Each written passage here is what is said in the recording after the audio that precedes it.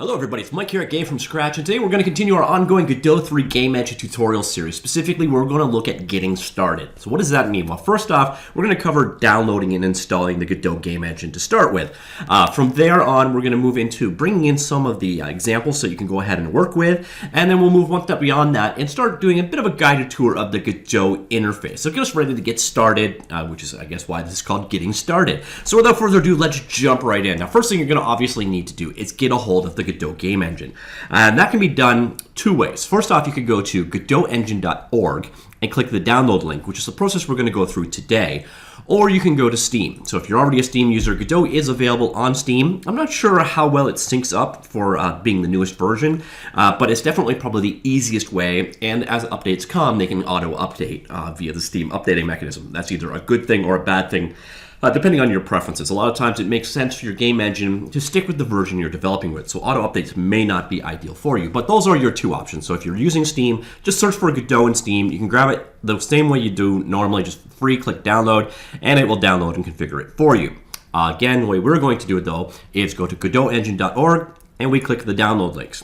This brings us over to the download page. As of writing, 3.0.2 is the most current version. But obviously, whenever you watch this video, that has probably changed. Go ahead and grab whatever the newest version is. And you'll see here, you've got a set of options. It's auto-detected my operating system. And for this example, we are going to be using Windows. Now, at the end of the day, the installation process is slightly different, obviously, on the Mac and on the Linux platforms. But the actual engine itself is identical across all platforms. So really, beyond this video, shouldn't matter which platform you're actually working with. Now you see here, you got a choice between 32 and 64-bit installs. This is pretty much a moot point in today's day and age.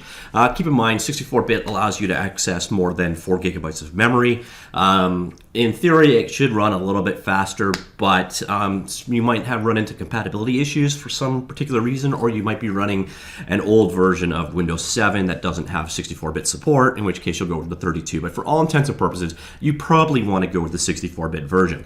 Now, the next question you've got to ask yourself, deciding which one to download, is do I want mono or do I not? Now, mono is basically C# support. So if you want to work with C#, if you want to do your coding in C#, you can download the mono version. Now, they're identical otherwise. Basically, they just didn't want to add the bloat into the game engine for people that don't need mono support. So that's why there's the two options. Basically, this is Godot with additional C# support added on top. So if you want to do C# development, obviously you have to go with this version. Otherwise, just go ahead and grab this version. It comes in simple enough, comes down as a zip file. So go ahead and save that guy out. And once it's downloaded, we're going to open that folder up. You can see right there, I've been downloading them quite consistently, you can see here. It's a straight out zip file. You want to go inside and grab the executable. And really, you just want to put that wherever you want. You could run it from there if you want. So the nice thing about Godot is it is very, very much a very simple singular install going on. Now, coincidentally, if you want, you can also build from Github if you wish from source code. I'll cover that in a different tutorial. So I'm just going to go ahead here. I'll create a new folder. New folder. I will call the Godot 3 and paste that guy in. And I just like renaming the executable to Godot, but really that's just my own personal preference. Now, one thing you might want to do if you're working from a Windows platform, you want to just go ahead here, right click, and pin that guy to the start menu. I've actually already got it pinned, and I used the same thing before, so in theory, I should still be able to use my old shortcut. First time you run it, you might get a security concern link that comes up. There's nothing really special goes on. And generally on your first run, this will be completely empty. In fact, let me just erase that. I'll come back so you see it exactly as you would see. All right, so I cleared out the previous settings. So this is a virgin install experience. This is actually what it should look like for you. So you see here, you can basically say, always ask, turn that off. You won't get the security notification anymore, and go ahead and run it. Now, you might get also a warning when you download it, basically saying that this is an untrusted app. That's just because it's a new build, hasn't been downloaded enough. You can safely ignore that too. Godot is completely safe software. There's no virus issues or anything like that. Now, the first time you run it, you will get this guy right here, basically saying, you do not have any projects. Would you like to explore the official example projects in the asset library?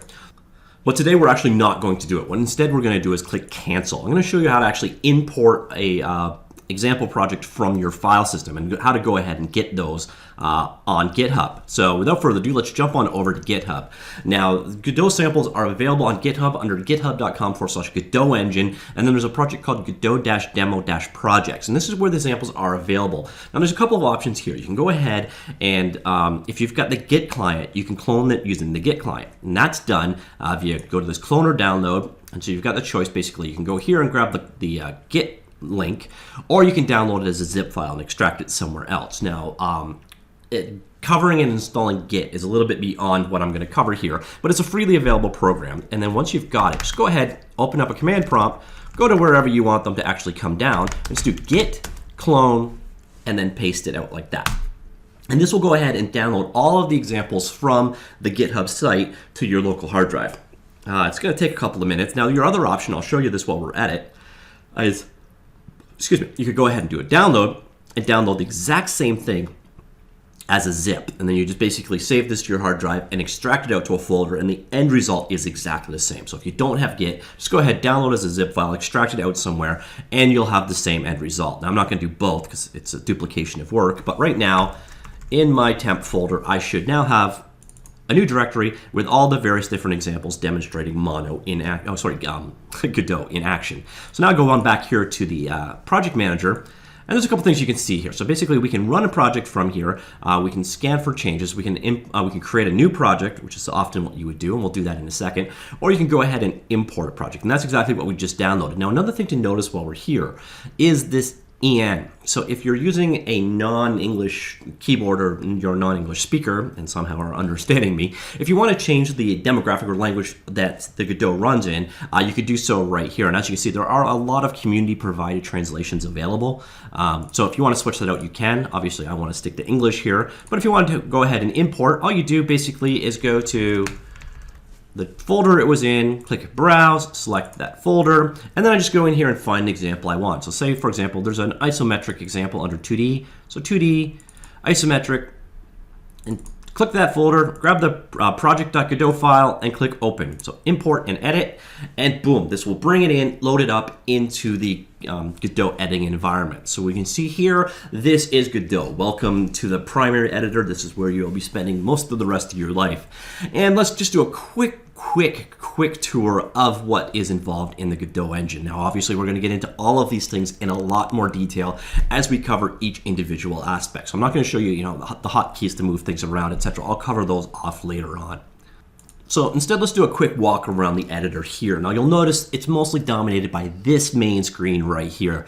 And this is where the magic happens. Basically, the act that you're working on is controlled by a set of tabs across the top. It's not obvious that these are tabs. Basically, these toggle the functionality you can see here. And you'll notice that this is also tabbed. So we've got the dungeon level open right now. But if we had multiple levels in this one, so see here, we got this tile edit. I've got a separate tab that opens up, like so. Now at the top here, you can also see your switch. We're by default in 2D mode, but we can actually switch the editor out to 3D mode if you happen to be working on a 3D game instead of a 2D title. Scripting mode, which if you have obviously a script open, this is where you can do your coding. Let me zoom that in a bit so you can see it better. So this is where a lot of your coding experience is going to happen. Now, of course, you can also set up an external editor. I'll cover this in another video as well, but basically you can use something like Visual Studio Code to do your code editing and still get auto-completion, code completion, etc. And that's one of the nice things about this editor. So notice here, if I do something like input drop down, we do get full code completion. You'll also notice we get error messages on the fly down here showing me that this line is having a problem, line number, etc. So it's a fairly modern code editor. At the same time, you've got access to your documentation and reference materials here. Hook into the online documentation available there. The documentation for the Godot engine is very, very good.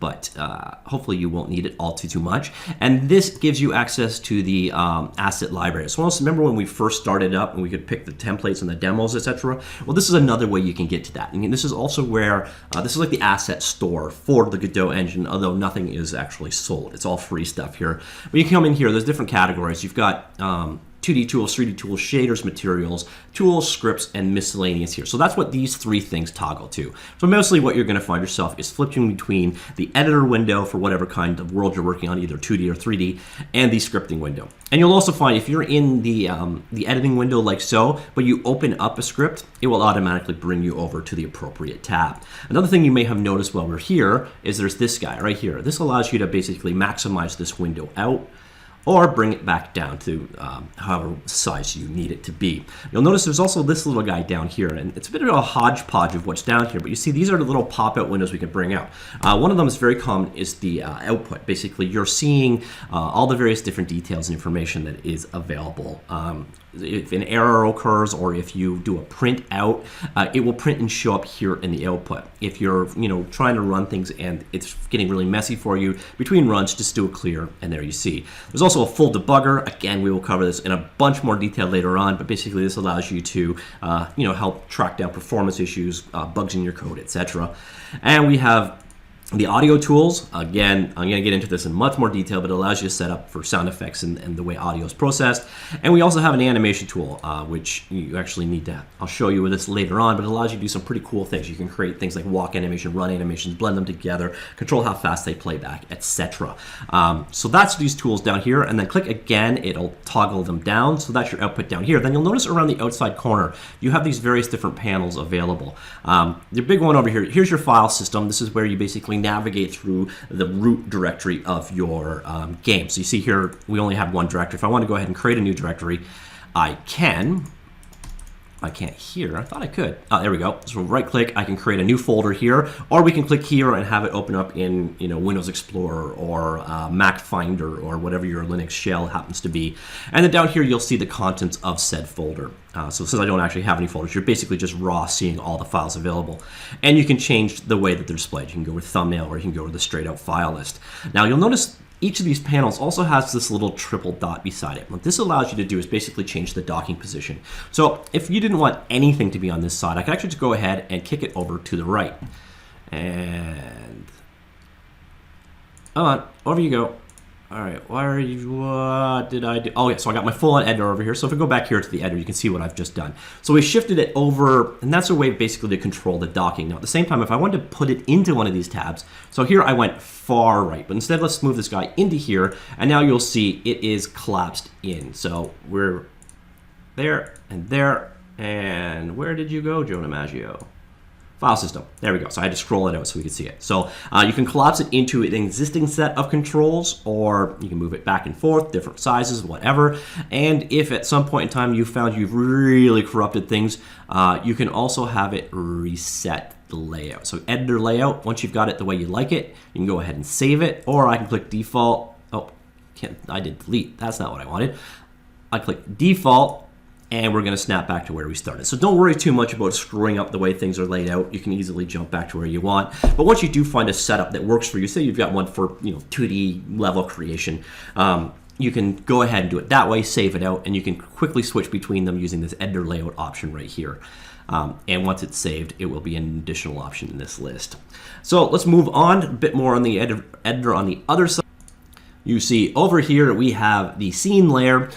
This is basically the scene graph. This is various nodes and assets that go together to make up your game level exist. So you see here we've got this group called dungeon. Inside of it we've got floors and walls, and we can expand them down. Inside of walls there is this troll object, and you see as I'm selecting them, it's selecting them in the world. So there is this troll, and troll is and you can tell at the top, basically, as you're looking through it, it's down here, we'll go on to the next part.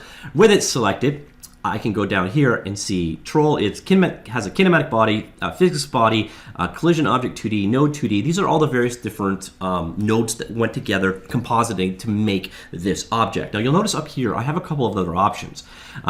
Trolls, and this is really a neat thing. I'll cover this in a bit more detail later on, but basically scenes are just a collection of nodes. So you can create a scene and load it in another scene as just any other node. So this troll can be opened up as its completely separate scene. So you see here, we're now in the troll scene, and it's got the troll object, and it's composed of a sprite, a collision shape, and a camera. So it's really cool. You can build these compound objects. You just save them like any other scene, and then you can use them in other scenes. So this is kind of the equivalent of game object in Unity if you're coming from a Unity background.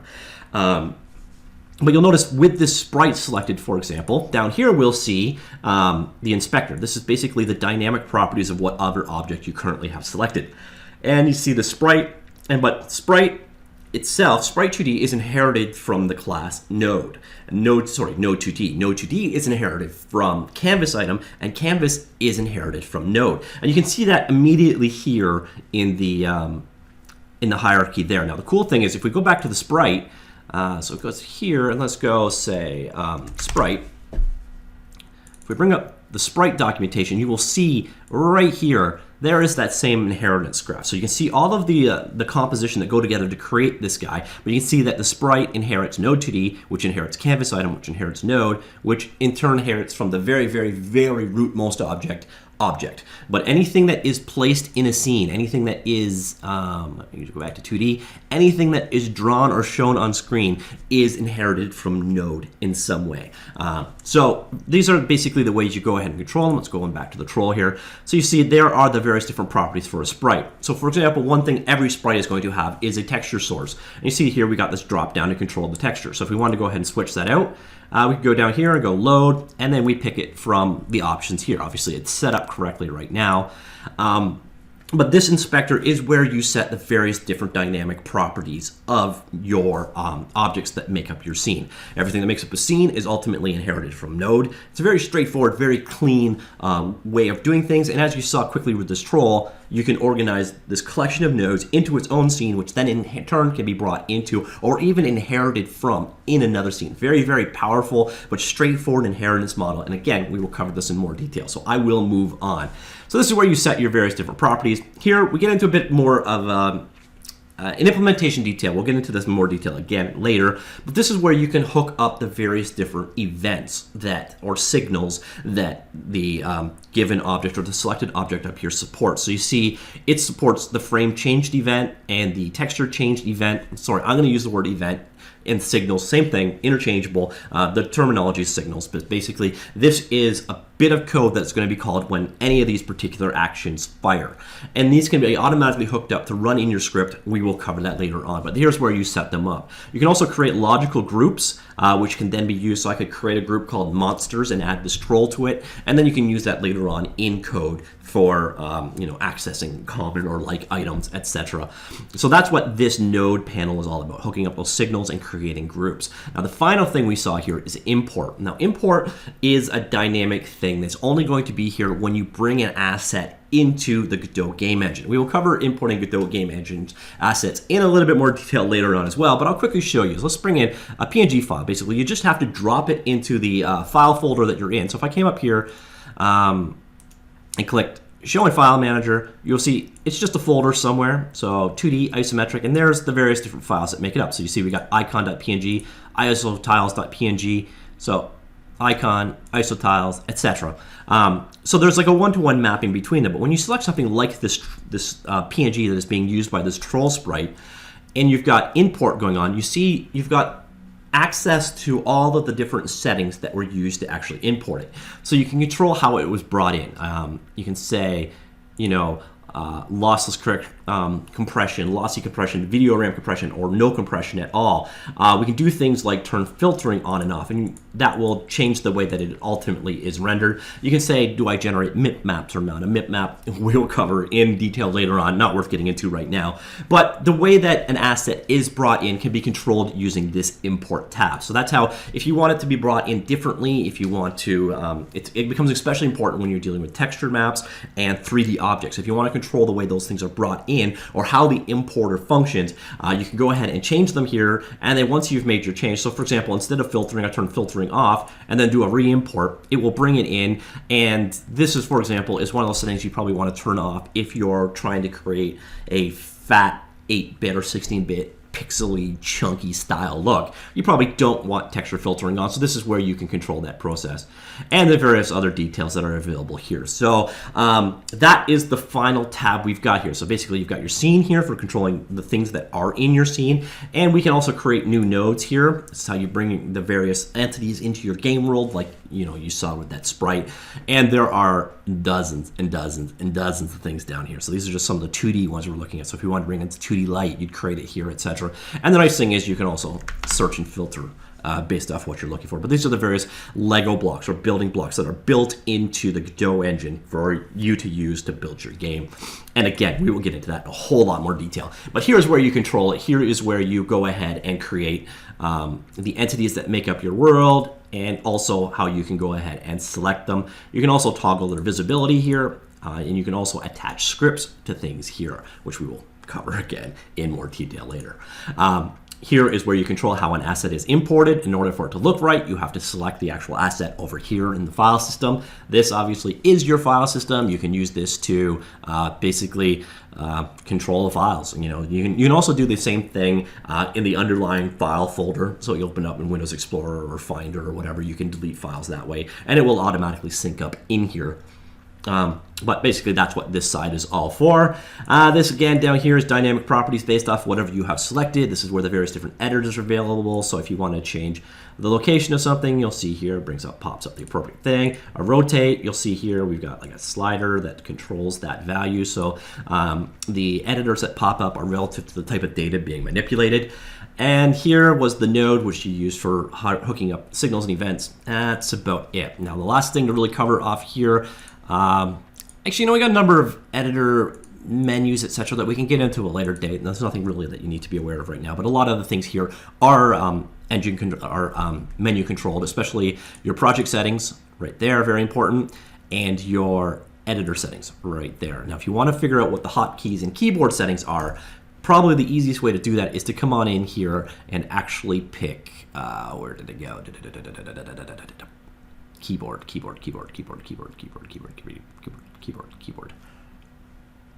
I'm being an idiot. It's actually this tab over here. So you come on here, and this is actually all of the default keyboard shortcuts, and you can define them as you wish. So you see here, if you're working on, let's say the debugger. So you want to go ahead and continue debugging. F12 is the current key. But if you didn't want to use that, for example, you can come on here, click the edit button, and you can switch that to whatever key you want it to be. Let's stick with F12 though, or we'll cancel out. So if you want to try and figure out what the actual keyboard shortcut is to do anything, the defaults are all right here. And the final thing I'm going to cover before finishing this video off is themes. If you don't like the way this looks, the nice thing is now go on and back into editor settings. We'll go over here to the general tab, and you'll notice there is now a theme category right here. This gives you the ability to switch through different color themes. Now, the biggest one I end up using it for is if I'm out and about in daylight. These dark themes don't work that well. If you got a lot of glare on your screen, especially if you're using a laptop, you probably want to switch to a light theme.